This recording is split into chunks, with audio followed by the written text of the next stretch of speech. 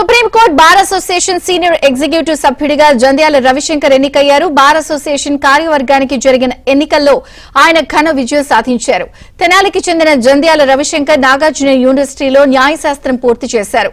ఉమ్మడి ఏపీ హైకోర్టులో న్యాయవాదిగా ప్రాక్టీస్ చేశారు. గతంలో ఏపీ అసెంబ్లీ స్పీకర్లు, గవర్నర్లకు న్యాయ సలహాదారుగా సేవలందించారు. వైసీపీ 3 రాజధానుల బిల్లుకు వ్యతిరేకంగా హైకోర్టులో వాదనలు వినిపించారు. 2023 నుంచి ఆయన సుప్రీంకోర్టులో న్యాయవాదిగా ప్రాక్టీస్ చేస్తున్నారు.